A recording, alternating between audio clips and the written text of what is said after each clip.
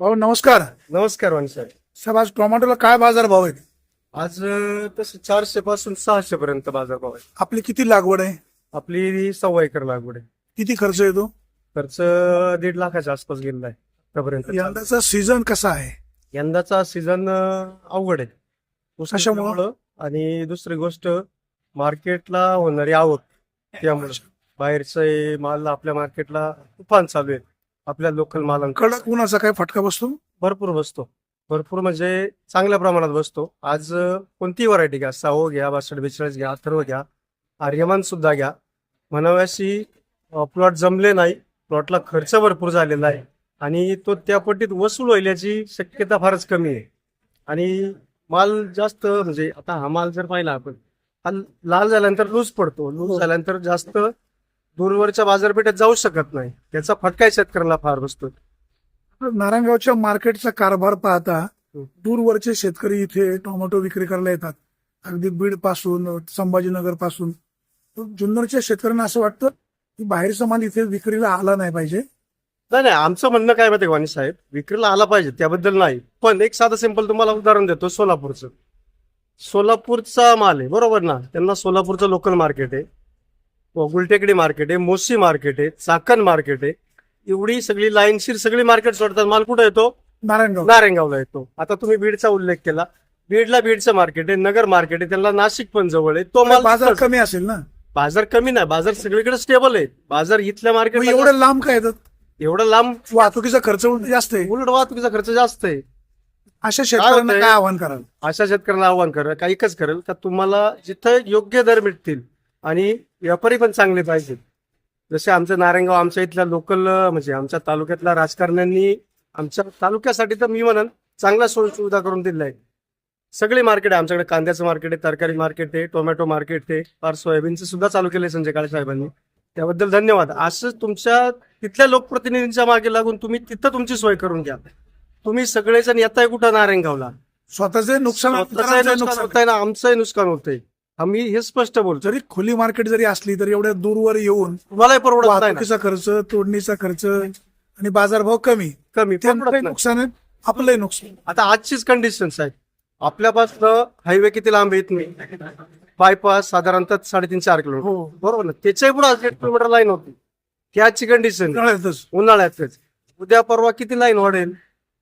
आज व्यापाऱ्यांकडे टोमॅटो ठेवायला कॅरेट नाही येत शिल्लक. नाही, त्याची 2 कारणं आहेत. दूरवरनं शेतकरी टोमॅटो विक्री करणं हे जरी खरं असलं तरी उन्हाळा कडक असल्यामुळे टोमॅटो लवकर तयार होतात, लवकर हो त्याचाही फटका बसतो. बरोबर आहे. आता आम्ही जे टोमॅटोची बातमी करतो तर तुमच्यासारख्या शेतकऱ्यांची सूचना अशी असते की बातमीमुळे जास्त माल येतो. बरोबर आहे. बातमीदार म्हणून सुरेश वाणींची चूक काय? नाही, चूक नाहीये काही त्यात. तर आमचं म्हणणं एवढं आहे का तुम्ही आपल्या तालुक्यातले एक ज्येष्ठ पत्रकार आहात, चांगले पत्रकार आहात. तुम्ही झालं, संदीप उत्तडे झालं, काम चांगलं आहे, त्याबद्दल नाही. आपल्या तालुक्यात बाकीचे पण प्रश्न आहेत. आज कुकडे आवर्तन अजून कंटिन्यू चालू आहे. कुकडीच्या बातम्या सगळ्यात जास्त सुरेश वाणींनी बरोबर आहे. प्रश्न सोडवायचा प्रयत्न सुरेश वाणी केलं सुरुवातीपासून तुमचं धन्यवाद.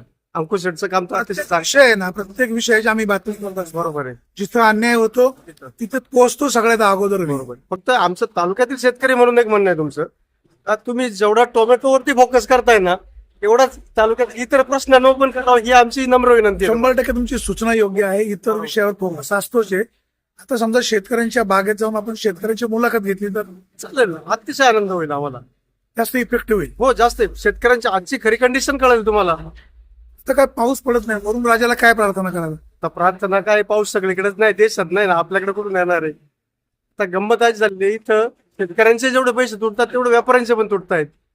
तर समोर माल जात नाही, माल टिकत नाही आणि शेतकऱ्यांचा माल झाडाला जास्त दिवस राहत नाही. आता काही वेळेला शेतकरी असं म्हणतात की व्यापारी माल घेताना एक भाव सांगतात, खाली करायला गेलो वेगळा बाजारभाव घेतात. नाही ना, त्यात शेतकऱ्यांची चूक आहे. तुम्ही क्वालिटी निवड जर व्यवस्थित केली. आता आज आम्हीच आमचा माल खाली करून आणले, त्यांनी न पाहता सगळा माल खाली केला. एकसारखा माल आणला, एकसारखा माल. तुम्ही निवड क्वालिटीचा 3 ग्रेडिंग करा. व्यापाऱ्याला पण परवडलं पाहिजे ना साहेब. उगाच काही बेसळ करून मजा नाहीये.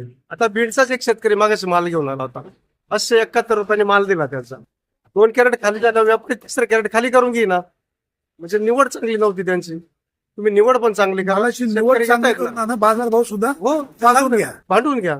चला, धन्यवाद साहेब. धन्यवाद साहेब. हो.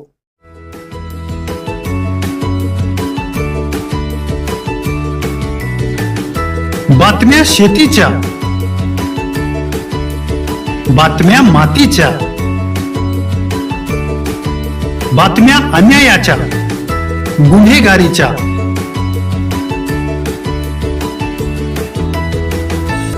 राजकारणाच्या आणि समाजकारणाच्या, शोषणाविरुद्ध बुलंद आवाज, जनसामान्यांच्या हुंकाराची गाज, सत्कार्याला प्रोत्साहन, दुष्कृत्याला अनुशासन, निर्भीड, निस्पृह, सडेतोड, बेधडक आणि रोखटोक म्हणजेच विघ्नहर टाइम्स. शोध बातमीचा, ध्यास सत्याचा. आपलं चॅनल, आपली बातमी. सबस्क्राईब तर कराच, पण बेल आयकॉनवर क्लिक करायलाही विसरू नका.